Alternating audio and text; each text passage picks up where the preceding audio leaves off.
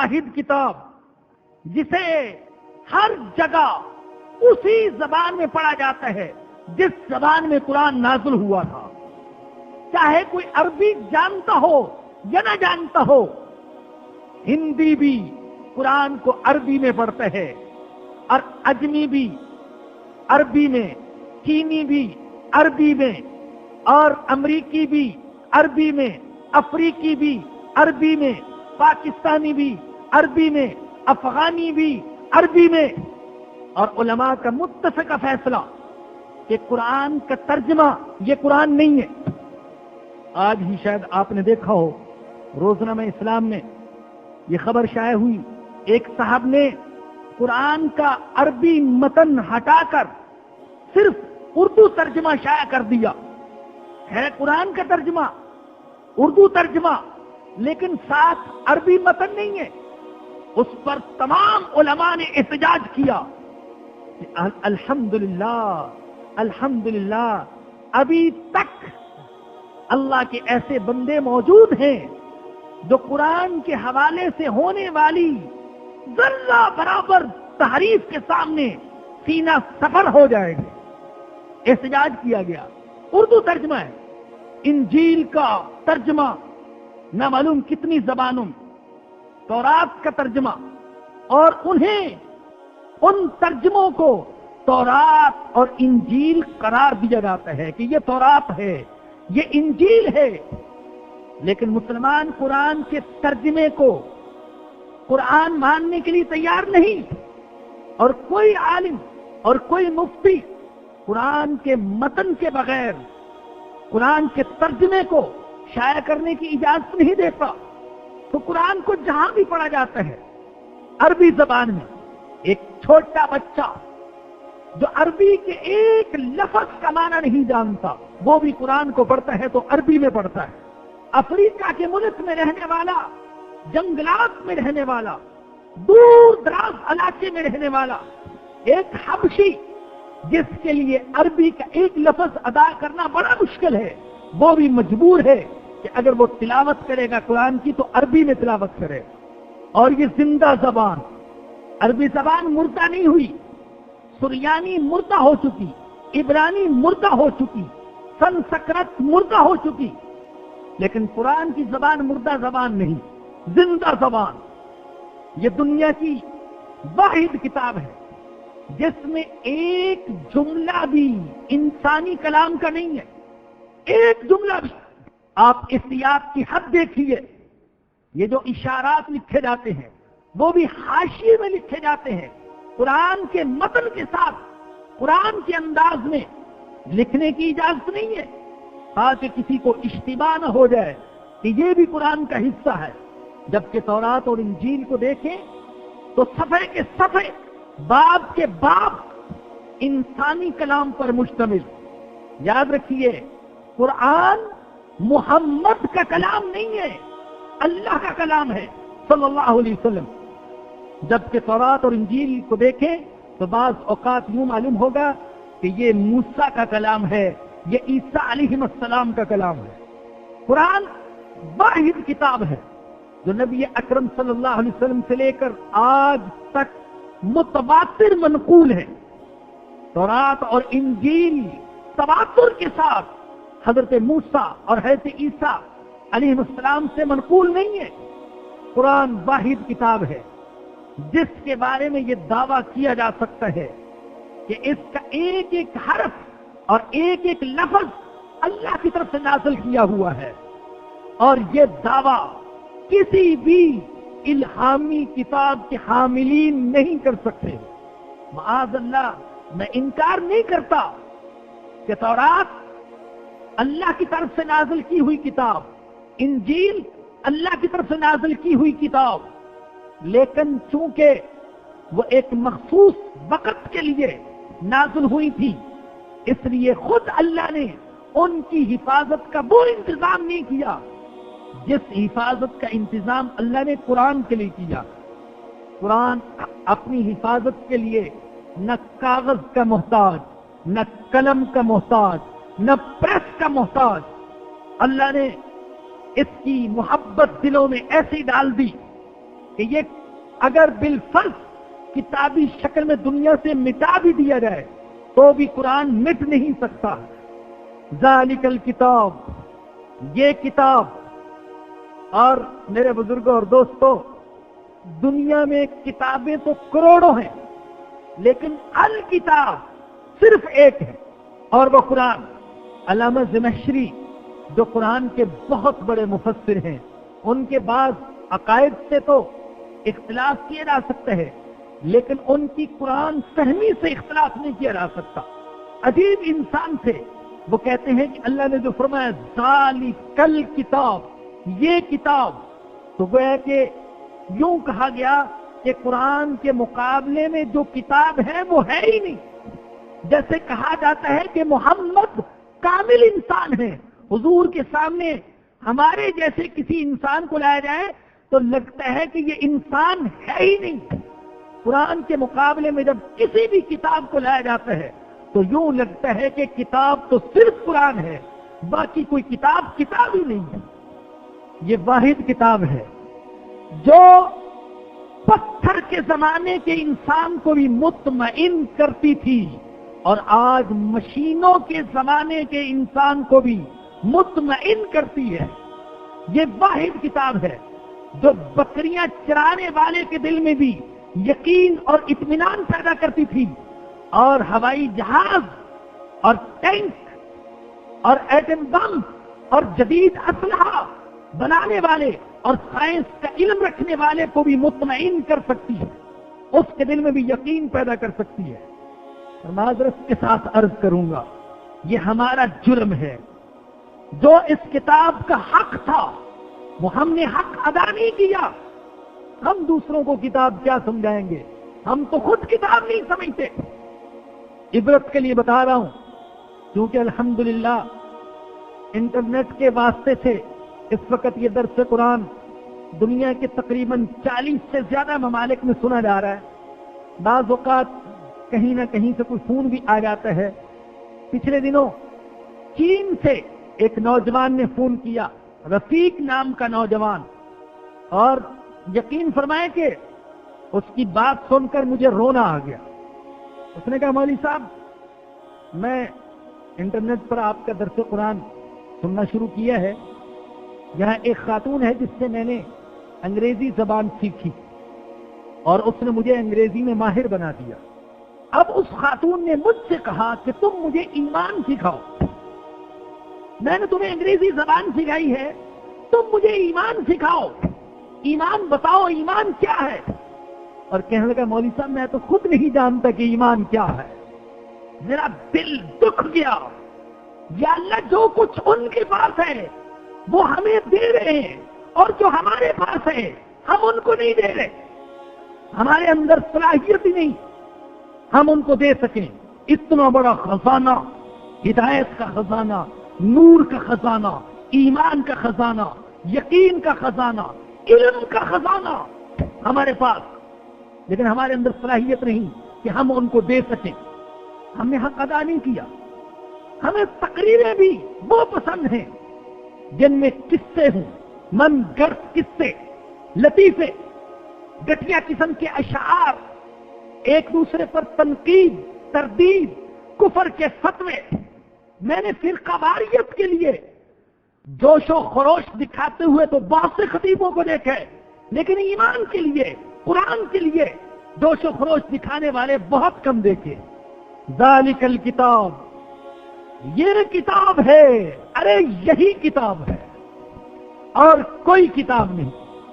یا کتاب ہے قرآن، یا کتاب ہے وہ جو ہمیں قرآن کے قریب کر دے، جو ہمیں قرآن کی رموز سمجھائے، قرآن کی حقیقتیں سمجھائے. وہ کتاب ہے، باقی کوئی کتاب نہیں. اور آج ہمارا عمل بتلاتا ہے کہ کتابیں ساری ہیں، بس قرآن نہیں ہے.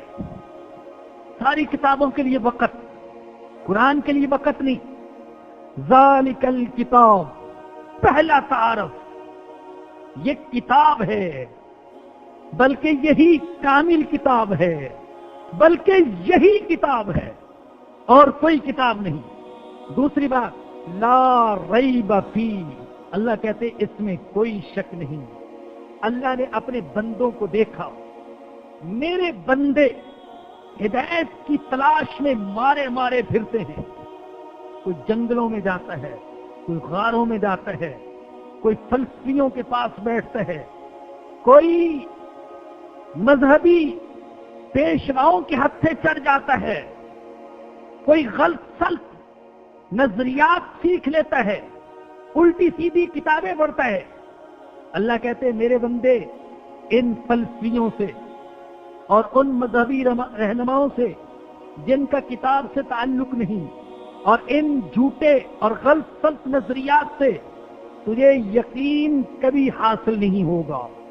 جو کچھ ہے مشکوک ہے، یقین ہے تو صرف قرآن میں ہے، اس میں کوئی شک نہیں۔ آپ فلسفیوں کی تاریخ اٹھا کر دیکھیں، دانشوروں کی تاریخ اٹھا کر دیکھیں، انقلابیوں کی تاریخ اٹھا کر دیکھیں، انہوں نے انسانوں کے سامنے بڑے دعوے سے اپنے نظریات پیش کیے، لیکن کچھ ہی عرصہ گزرا تھا کہ ان کے نظریات کے خلاف کتابیں لکھی گئیں اور بتایا گیا کہ جو نظریہ فلاں نے پیش کیا تھا وہ تو جھوٹ کا پلندہ تھا۔ سوشلزم آیا، انسانوں نے سمجھا انسانیت کے دکھوں کا مداوا تلاش کر لیا گیا۔ کمیونزم آیا، سمجھا کہ اب کوئی انسان پریشان نہیں رہے گا، لیکن بعد میں انہی نظاموں کے پیش کرنے والوں نے خود اقرار کیا کہ سوشلزم اور کمیونزم انسان کے سارے مسائل کو حل نہیں کر سکتا۔ آج مغربی جمہوریت کا چرچا ہے، لیکن جان لیجئے یہ حقیقت ہے، مغربی جمہوریت انسان کے سارے مغربی جمہوریت کیا ہے کہ انسانوں کی اکثریت جو کچھ کہے وہ حق ہے اور اقلیت جو کہے وہ جھوٹ ہے۔ قرآن کہتا ہے نہیں، ایسا نہیں ہے، ایسا بھی ہو سکتا ہے، اکثریت جھوٹ پر ہو، اقلیت سچ پر ہو۔ مکہ المکرمہ کی وادی میں لا الہ الا اللہ کہنے والے ابو جہل حق پر تھا، اور معاذ اللہ میرے آقا باطل پر تھے؟ نہیں، آپ اس وقت بھی حق پر تھے۔ مغربی جمہوریت یا کوئی دوسرا فلسفہ انسان کے سارے مسائل کو حل نہیں کر سکتا، اس کی دل کی دنیا کو آباد نہیں کر سکتا، اس کی معاشی ضروریات پوری نہیں کر سکتا، اس کے گھر کو آباد نہیں کر سکتا۔ سارے مسائل کو حل کرنے والی کتاب قرآن، یقین دلانے والی کتاب، یقین عطا کرنے والی کتاب قرآن۔ اور قرآن آج نازل نہیں ہوا، قرآن کو تو 1400 سال ہو گئے۔ قرآن انسانوں کے سامنے پڑھا جا رہا ہے، سمجھایا جا رہا ہے، سمجھا جا رہا ہے، اور قرآن کے مضامین مختلف، اس میں عقائد بھی، اس میں عبادات بھی، اس میں معاملات بھی، اس میں معاشیات بھی، اس میں سیاسی اصول بھی، اس میں آخرت کا ذکر بھی، اس میں سائنسی باتیں بھی، اس میں طبی باتیں بھی۔ لیکن آج تک اتنی صدیاں گزرنے کے باوجود قرآن کی کسی بات کو، کسی اصول کو جھوٹا ثابت نہیں کیا جا سکا، اور انشاءاللہ ثابت نہیں کیا جا سکے گا۔ اللہ کہتے ہیں لا ریب فی، اس میں کوئی شک نہیں۔ اگر کسی کو قرآن میں شک ہوتا ہے تو یہ قرآن کا قصور نہیں، اس کی نظر کا قصور ہے۔ سورج چمک رہا ہو اور اندھے کو دکھائی نہ دے، سورج کا قصور نہیں، اس کی بینائی کا قصور ہے۔ چمگادڑ کو دن میں آنکھیں ہوتے ہوئے بھی سورج دکھائی نہیں دیتا، تو کیا سورج کا قصور ہے؟ نہیں، اس کی اپنی نظر کا قصور ہے۔ لا ریب فی، تیسری بات ھدی للمتقین، یہ قرآن ہدایت ہے متقین کے لیے۔ قرآن نہ تو تاریخ کی کتاب ہے، نہ سائنس کی کتاب، نہ ریاضی کی کتاب، نہ فلسفے کی کتاب، نہ یہ افسانہ، نہ یہ ادب۔ یہ کتاب ہدایت ہے. یوں تو میں نے عرض کیا کہ قرآن کریم میں مضامین متنوع ہیں، مختلف ہیں، لیکن قرآن جو کچھ ذکر کرتا ہے وہ ہدایت کے لیے ذکر کرتا ہے. قرآن کا اصل مقصد ہدایت ہے. شہر رمضان الذی انزل فیہ القرآن ھدی للناس ذالک الکتاب لا ریب فیہ ھدی للمتقین. یہ ہدایت ہے کن کے لیے؟ متقین کے لیے. اللہ نے دوسری جگہ تو کہا کہ قرآن سارے انسانوں کے لیے ہدایت، اور یہاں اللہ فرما رہے کہ قرآن متقین کے لیے ہدایت. جان لیجئے ہدایت کے 3 درجے ہیں. ہدایت کا پہلا درجہ سارے انسانوں بلکہ حیوانوں کو بھی حاصل ہے. ہدایت کا دوسرا درجہ صرف ایمان والوں کو حاصل، اور ہدایت کا تیسرا درجہ وہ اللہ کے مقربین کو حاصل ہے. ھدی للمتقین، متقین کے لیے ہدایت. اللہ متقین کون ہیں؟ اللہ نے متقین کی 5 صفات یہاں پر بیان کی ہیں. فرمایا کہ الذین یؤمنون بالغیب، وہ جو ایمان رکھتے ہیں غیب پر. ایمان کیا چیز ہے؟ کسی کے اعتماد پر یقینی طور سے کسی بات کو مان لینا، یہ ایمان ہے. کسی کے اعتماد پر یقینی طور پر کسی بات کو مان لینا، یہ ایمان ہے. ہم نے اپنے آقا حضرت محمد الرسول اللہ صلی اللہ علیہ وسلم کے اعتماد پر بہت سی حقیقتوں کو مانا. قرآن نے بیان کیا اور ہم نے مانا، اللہ نے بیان کیا اور ہم نے مانا. یہ ایمان ہے. اور یاد رکھیے کہ ایمان بالغیب یہ ایمان کی روح ہے. غیب پر ایمان، سامنے نظر آنے والی حقیقت کو تو ہر کوئی مان لیتا ہے. ایک مسلمان ان حقیقتوں کو بھی مانتا ہے جو نہ کانوں سے سنائی دیتی ہیں، نہ آنکھوں سے دکھائی دیتی ہیں، نہ ان کو ہاتھوں سے چھوا جا سکتا ہے، نہ ناک سے سونگا جا سکتا ہے، نہ زبان سے چکھا جا سکتا ہے. محسوسات کی حد سے مابرا حقیقتیں ایک مسلمان ان کو مانتا ہے. ایمان بالغیب، غیب وہ ساری چیزیں جو نظر سے بھی پوشیدہ اور جو حواس سے بھی پوشیدہ. ہم اللہ کو مانتے ہیں اور اللہ غیب ہے. ہم اللہ کو دیکھتے نہیں. ہم فرشتوں کو مانتے ہیں، فرشتے غیب ہیں.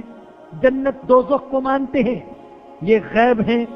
قبر، حشر، نشر کا نظام مانتے ہیں اور یہ غیب ہے.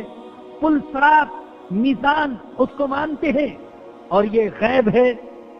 غیب کے معنی کو اگر آپ مزید وسیع کریں تو میں عرض کروں گا کہ ایک مسلمان کفر کے نقصان کو مانتا ہے، شرک کے نقصان کو مانتا ہے، گناہوں کے نقصان کو مانتا ہے، جھوٹ کے نقصان کو مانتا ہے، نماز چھوڑنے کے نقصان کو مانتا ہے، بے حیائی کے نقصان کو مانتا ہے، بدکاری کے نقصان کو مانتا ہے، حالانکہ یہ تو غیب ہے. اسی طریقے سے ایک مسلمان نماز کے فائدوں کو مانتا ہے، حج کے فائدے کو مانتا ہے، زکات کے فائدے کو مانتا ہے، اللہ اللہ جو کرتا ہے اس کے فائدے کو مانتا ہے، حالانکہ یہ تو غیب ہے. ہم غیب پر ایمان رکھتے ہیں. اللہ کے نبی فرماتے ہیں تم سبحان اللہ کہتے ہو تو جنت میں تمہارے لیے درخت لگ جاتا ہے. بات سمجھ میں نہیں آتی کیسے میں نے سبحان اللہ کہا جنت میں درخت لگ گیا. یہ غیب ہے، میں مانتا ہوں. کیوں؟ اس لیے کہ اللہ کے سچے نبی نے فرمایا. بعض ساتھیوں نے بتایا کہ ان کے ساتھ ایک نو مسلم ساتھی تھا، جماعت میں چل رہا. ایک دن دیکھا تو وہ تسبیح لے کر سبحان اللہ پڑھ رہا ہے. اس سے پوچھا کیا کر رہے ہو؟ اس نے یہ نہیں کہا میں سبحان اللہ کا ورد کر رہا ہوں. اس نے کہا میں جنت میں درخت لگا رہا ہوں. ایمان، یقین، گناہوں کے نقصانات پر یقین، نیکیوں کے فوائد پر یقین، یہ بھی ایمان بالغیب ہے۔ ساری دنیا کہتی ہے معاشیاتی نظام سود کے بغیر نہیں چل سکتا اور سود میں فائدے ہیں، اور اللہ کہتے ہیں، اللہ کا رسول کہتے ہیں یہ میرے ساتھ اعلان جنگ ہے۔ ہم اللہ اور اس کے رسول کی بات پر ایمان رکھتے ہیں اور دنیا کے معیشت کے ماہرین کی بات کو جوتی کی نوک پر ٹکراتے ہیں، نہیں مانتے۔ ہم غیب پر ایمان رکھتے ہیں، اگرچہ بہت سی باتیں ایسی ہیں کہ آج تو وہ کھلی آنکھوں سے دیکھی جا رہی ہیں، سود کے نقصانات، شراب کے نقصانات، گناہوں کے نقصانات آنکھوں سے دیکھے جا رہے ہیں، لیکن اگر بالفرض یہ نقصان ہمیں دکھائی نہ بھی دے تو بھی ہم ایمان رکھتے ہیں کہ ان میں نقصانات ہیں۔ کیوں؟ اس لیے کہ اللہ نے کہا، اللہ کے رسول نے کہا یؤمنون بالغیب، غیب پر ایمان رکھتے ہیں۔ اگر اللہ نے اور اللہ کے نبی نے فرما دیا فلاں چیز میں تمہارے لیے نقصان ہے، آج کی دنیا کے سارے ڈاکٹر کہیں فائدہ ہے، ہم کہیں سب جھوٹ بولتے ہیں، اللہ اور اللہ کے رسول سچ کہتے ہیں۔ کیوں؟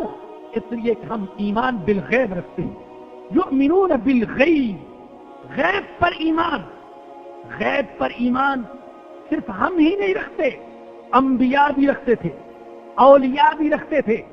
یاد رکھیے کہ اللہ نے انبیاء کو علم دیا، اولیاء کو علم دیا، بے پناہ علم دیا، لیکن اس علم کی ایک حد تھی، اللہ کے علم کی کوئی حد نہیں۔ بہت سی چیزیں ابھی غیب میں ہیں جن کا علم اللہ کے نبیوں کو بھی نہیں، اللہ نے غیب میں رکھا۔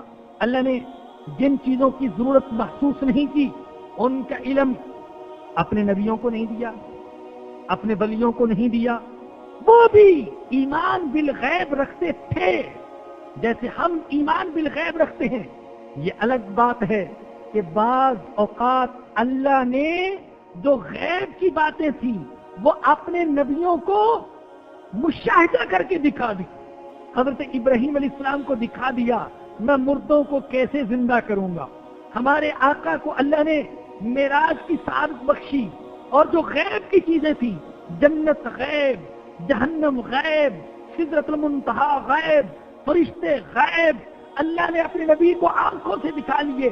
میرے نبی یہ چیزیں دوسروں کے لیے غیب ہیں، میں نے تیرے لیے حضور بنا دی ہیں، مشاہدہ بنا دیا۔ الذین یؤمنون بالغیب، وہ غیب پر ایمان رکھتے ہیں۔ ویقیمون الصلاۃ، اور نماز قائم کرتے ہیں۔ قرآن میں کہیں یہ نہیں آیا نماز پڑھتے ہیں، بلکہ قرآن میں جہاں آیا وہ یہ کہ نماز قائم کرتے ہیں، اور نماز قائم کرو۔ نماز پڑھنا اور چیز اور قائم کرنا اور چیز۔ پڑھنا تو جیسے بھی پڑھ لے، اور قائم کرنا یہ کہ نماز کے سارے حقوق، آداب اور شرائط کا لحاظ رکھتے ہوئے ادا کرے۔ وَيُقِيمُونَ الصَّلَاةَ، تیسری صفت وَمِمَّا رَزَقْنَاهُمْ يُنْفِقُونَ، اور جو کچھ ہم نے ان کو دیا اس میں سے خرچ کرتے ہیں۔ رزق کمانا بڑا وسیع ہے، اس میں اللہ کی ساری نعمتیں آ جاتی ہیں۔ اللہ کہتے ہیں میرے بندے وہ ہیں جن کو میں نے جو نعمتیں کی عطا کی ہیں، ان نعمتوں میں سے کچھ میری راہ میں خرچ کرتے ہیں۔ میں نے ان کو مال عطا کیا، میں نے ان کو صحت عطا کی، میں نے ان کو زندگی عطا کی، میں نے ان کو علم عطا کیا، میں نے ان کو حکمت عطا کی، اسے میری راہ میں خرچ کرتے ہیں۔ صرف اپنی ذات تک محدود نہیں رکھتے، جتنی بھی نعمتیں یہ ساری اللہ کی عطا ہیں، اور اس کا حکم یہ ہے کہ ان نعمتوں کو میری راہ میں خرچ کرو، علم کو خرچ کرو، مال کو خرچ کرو۔ میں نے تمہیں زندگی عطا کی، میری راہ میں خرچ کرو۔ میرے بزرگوں اور دوستوں، میری بہنوں اور بیٹیوں، اپنے اوپر تو ہر کوئی خرچ کرتا ہے، مسلمان کی شان یہ ہے کہ دوسروں پر خرچ کرے۔ اپنے لیے تو ہر کوئی تڑپتا ہے، مسلمان کی شان یہ ہے کہ دوسروں کے لیے تڑپے۔ حق نے کر ڈالی ہے دوہری خدمتیں تیرے سپرد، خود تڑپنا ہی نہیں اوروں کو تڑپانا بھی ہے، اوروں کے لیے تڑپنا، اوروں کے لیے سوچنا، خود پیٹ بھرنا کمال نہیں، کمال تو یہ ہے کہ کسی بھوکے کا پیٹ بھرا جائے، اللہ نے علم عطا کیا دوسروں کو سکھایا جائے، اور اللہ نے قرآن کریم میں اکثر نماز اور اپنی راہ میں خرچ کرنے کا ذکر اکٹھے کیا ہے۔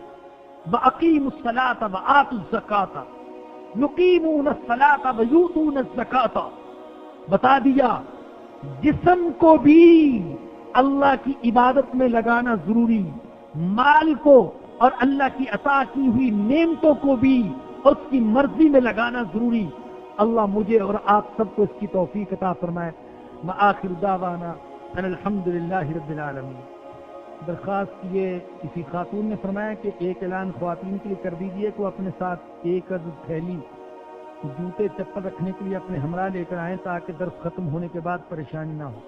دوسری بات یہ کہ وہ اپنے سامان کی حفاظت بھی کریں، کچھ سامان خواتین چھوڑ کر چلی جاتی ہیں اور وہ سامان یہاں رکھا ہوا ہے، جن کا ہو وہ اپنا سامان وصول فرمائیں۔ اس کے علاوہ سورہ فاتحہ کا درس جو پچھلی دفعہ ہوا تھا تو اس کے بارے میں درخواست کی گئی تھی کہ اس درس کو زیادہ سے زیادہ عام کرنے کی کوشش فرمائیں، تو آج الحمدللہ اس کی کیسٹ آ چکی ہے۔ سورہ فاتحہ کے درس کو جہاں تک آپ پہنچا سکتے ہیں پہنچانے کی کوشش فرمائیے۔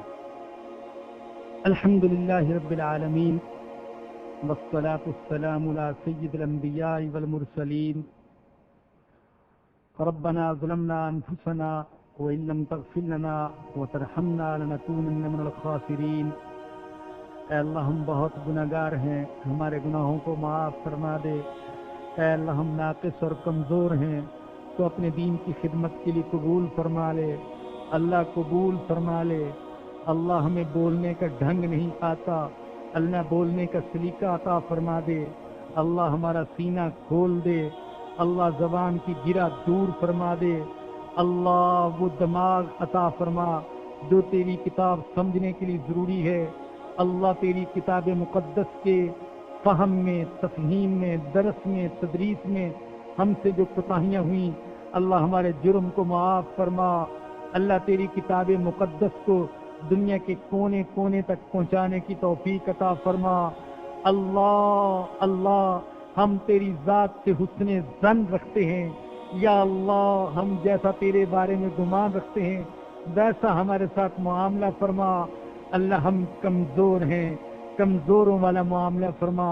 اللہ سختی نہ فرمانا، اللہ ناراض نہ ہو جانا، اللہ گرفت نہ فرمانا، اللہ اپنے غضب سے بچانا، اللہ اپنے عذاب سے بچانا، اللہ اپنی پکڑ سے بچانا، اللہ تو بچا لینا۔ اللہ اللہ ہمارے جرموں کو معاف فرما دے، ہمارے گناہوں کو معاف فرما دے۔ اللہ اس درس قرآن کو قبولیت اور مقبولیت عطا فرما۔ جو ساتھی اس کے لیے محنت اور کوشش کرتے ہیں ان کی زندگیوں میں برکت عطا فرما۔ اللہ ہمارے سارے مسائل کو حل فرما، ساری پریشانیوں کو دور فرما۔ جو والدین اپنی نوجوان اولاد کے رشتوں کے سلسلے میں پریشان ہیں اے اللہ تو ان کی پریشانی کو دور فرما۔ اللہ جو رزق کی تنگی کے شکار ہیں رزق میں وسعت عطا فرما، رزق میں برکت عطا فرما۔ اللہ اللہ سارے بیماروں کو یا اللہ جسمانی اور روحانی بیماریوں سے شفا نصیب فرما۔ اے اللہ ہم بھی بیمار ہیں، ہم کو شفا عطا فرما، ہمارے اہل و عیال کو شفا عطا فرما۔ اے اللہ ہمارے مرحومین کی مغفرت فرما، ان کے گناہوں کو معاف فرما اور نیکیوں کو قبول فرما۔ یا اللہ پرسوں یہاں کراچی میں ایک حادثے میں جو 8 افراد زندہ جل گئے، یا اللہ ان کی مغفرت فرما، یا اللہ ان کی شہادت کو قبول فرما۔ اللہ ہم سب کی حفاظت فرما۔ اللہ اللہ ہر شر سے حفاظت فرما، ہر آزمائش سے مصیبت سے حفاظت فرما، نفس سے حفاظت فرما، شیطان سے حفاظت فرما، چوروں ڈاکوؤں سے حفاظت فرما، دشمنوں سے حفاظت فرما، ظالم حکمرانوں سے حفاظت فرما۔ اللہ تو حفاظت فرمانا، اللہ تیرے علاوہ کوئی حفاظت کرنے والا نہیں، اللہ تو ہماری حفاظت فرما۔ اللہ ایمان والی زندگی عطا فرما، ایمان والی موت نصیب فرمانا، قیامت کے دن حضور اکرم صلی اللہ علیہ وسلم کی شفاعت نصیب فرمانا۔ ربنا آتنا فی الدنیا حسنۃ وفی الآخرۃ حسنۃ وقنا عذاب النار۔ ربنا تقبل منا انك انت السميع العليم وتب علينا انك انت التواب الرحيم۔ صلی اللہ تعالی علی رسوله وخیر خلقه سیدنا و مولانا محمد و آلہ و صحبہ و اہل بیتہ اجمعین۔